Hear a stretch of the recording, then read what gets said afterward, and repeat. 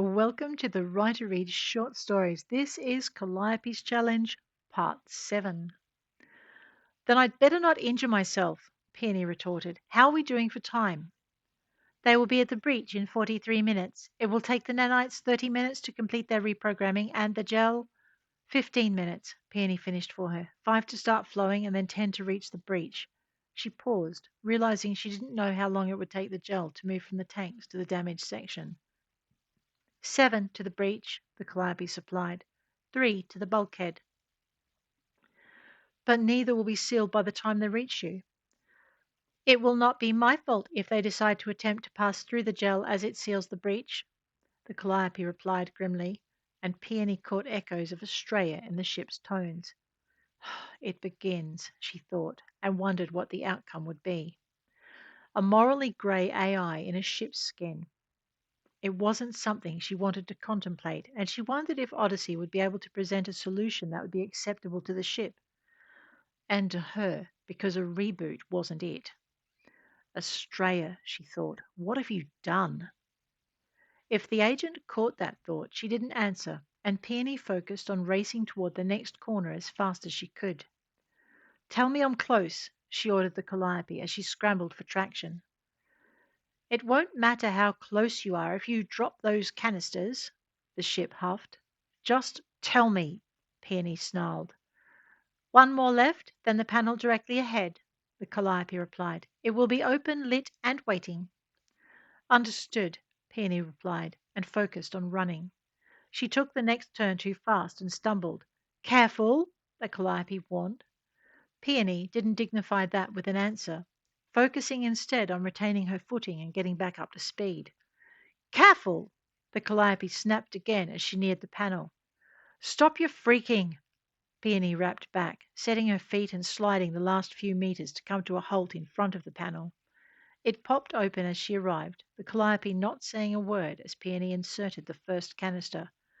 Where's the next one got to go? She asked as soon as she was done. There is a rather large breach in engineering, the ship replied. A cabinet snapped open to Peony's left.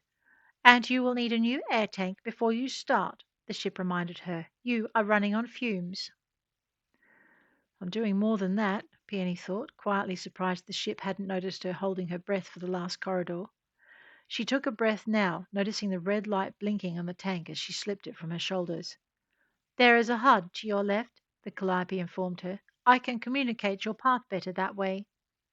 Peony nodded and picked it up, taking a satchel and sliding the gel canister into it. She wanted to grab a second breather, but had no way to carry it that wouldn't interfere with her speed.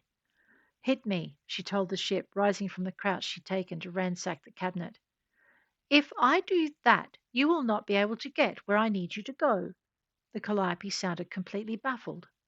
The ship's confusion startled a bark of laughter out of her, and Peony hastened to explain. I meant show me where I need to go next. I'm ready. Then why not say that? What has your terminology to do with asking for direction? Later, Calliope, she reminded the ship. We need to hurry.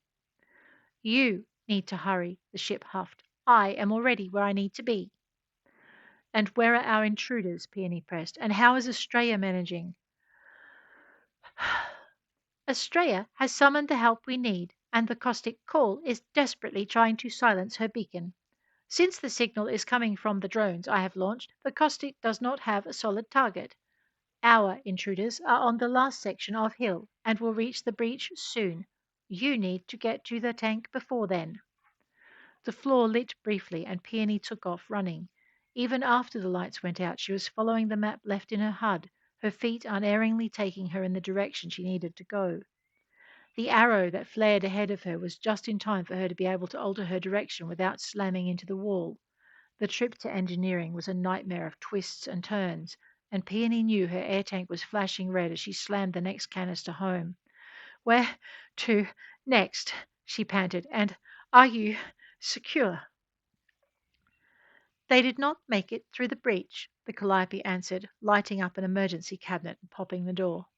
But they tried, Peony answered, grabbing the tank and changing the empty one out. Which way to the command center? You will not make it to the command center, the Calliope told her. What?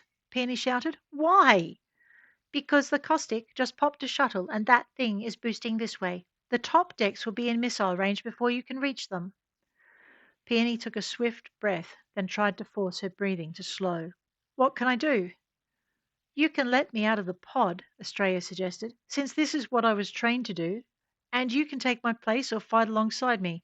The sugar sides won't be able to get anyone to us before the caustics people reach us, and they'll be trying to unplug Calliope as their first and only priority. I can help protect her, but only if I'm outside the pod.